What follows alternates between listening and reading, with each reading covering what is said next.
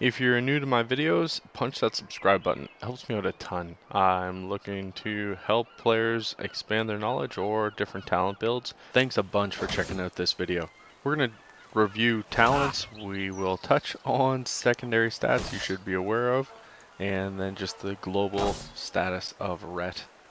Level 15, there's a few different talents you can go with in this tier. If you're new to the spec, Zeal or Righteous Verdict is an okay way to go. We got about a third of the community using Righteous Verdict right now, but really you're still seeing the majority rocking Execution Sentence. Pretty fun spell. If you're less comfortable with the spec, you can rock Zeal. That's kind of the go-to talent if you are more of a PvEer. Or alternatively, Righteous Verdict should be your second choice, just getting that 15% buff on your next Templar's Verdict. For the level 30 tier, you've got two choices, Blade of Wrath, which is the most popular of the two, or alternatively, Hammer of Wrath. That allows you to hurl a Divine Hammer. It's on a 6-second cooldown. It's okay. It gives you additional distance. If you're up against a combo that's going to be cutting you a lot, RET doesn't have all the speed, so it kind of complements there, but really, if you don't think that the combo you're up against is going to be able to get away from you too much, Blade of Wrath. It gives you the Art of War reset on the cooldown of Blade of Justice 100% more often and increases its damage by 25%. I almost exclusively use this. The level 45 tier, Fist of Justice, is by far the most popular of all the talents here. However, the other two are certainly spec specific. If you are looking to crowd control the enemy healer, Repentance is a great one, and if you expect that you are going to be focused, Blinding Light is a great way to knock off multiple melee. It affords a really nice peel. Level 60, almost the full community uses Wake of Ashes. Carryover from Legion. Demon and undead enemies are also stunned for 5 seconds, so this is just an incredibly powerful and fantastic ability. Level 75 tier, you've got Unbreakable Spirit, Cavalier, or Eye for an Eye. Unbreakable Spirit reduces the cooldown of your shield. Cavalier gives you that additional horse, so having that, really good if you think that people are going to be trying to kite and get away from you and you need to close space quickly. Alternatively, Eye for an Eye. If you think that you're going to be the focus, again, from a bunch of melee attackers, stacking Blinding Light and Eye for an Eye is a great way to apply some damage to the enemy opponents and manage yourself from a survival standpoint. The level 90 talent, a bit of a toss-up here. Word of Glory is a great one if it affords great off-heals, and that's one of the fun abilities that RET brings to the table. Heals yourself as well as the two most injured targets around you within 30 yards, so that's pretty encompassing as far as arenas go. I really like Word of Glory, especially if I can stack up with someone that can provide some off damage. If I can rock with some priest, this is almost the exclusive way to go.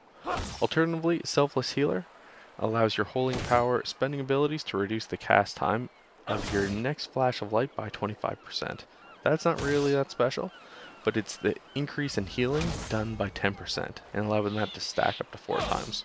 So getting a 40% stack is actually material. Finally, the level 100 tier set. You can use any of these, honestly. Divine Purpose is probably the least popular.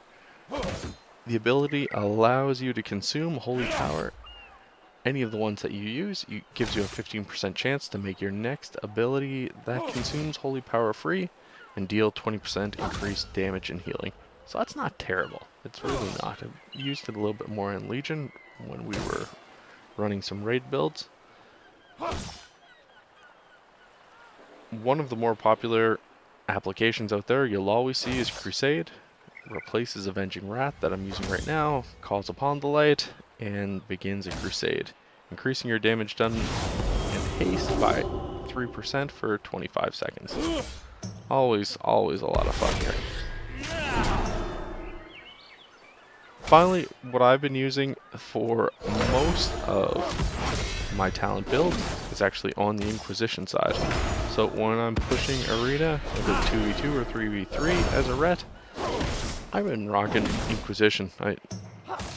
Once I apply Wake of Ashes, I'll drop Inquisition, get the 3 stacks. It really increases your haste by 7%, so haste being one of the most popular go-to talents for us. 21% haste boost is not something we get down at.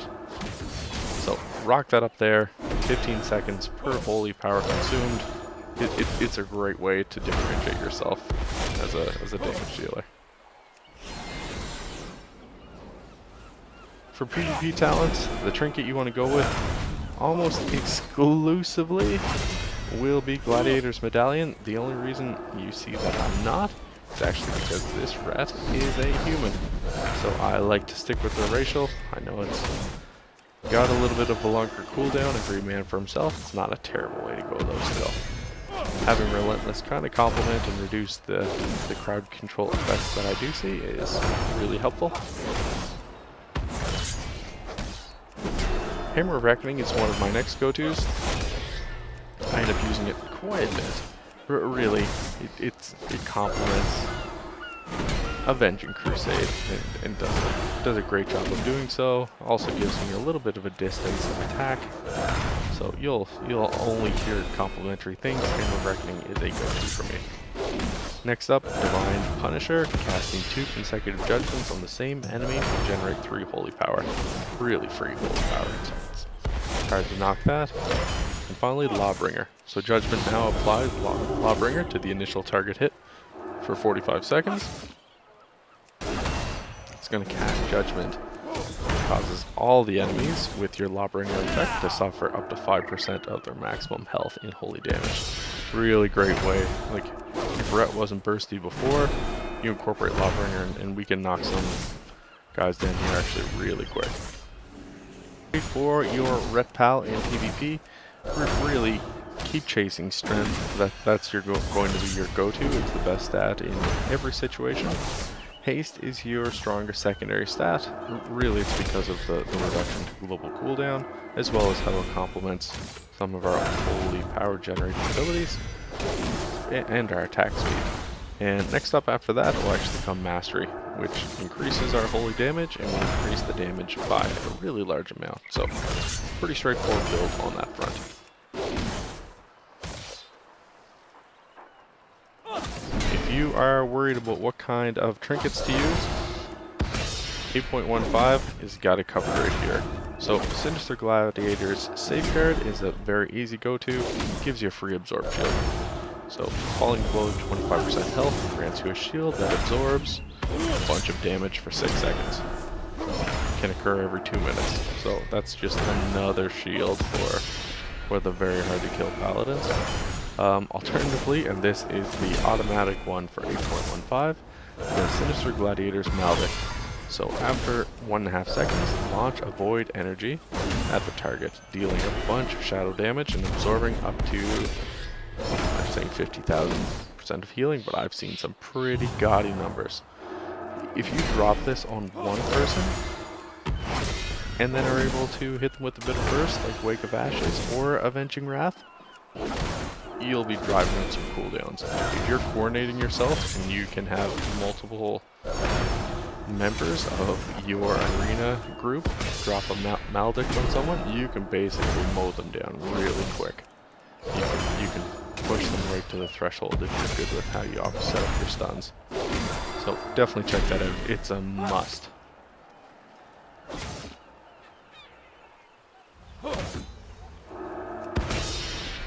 Finally, the big tips around what to do if you're just new to RET. Make sure you have a very concise game plan for your crowd control.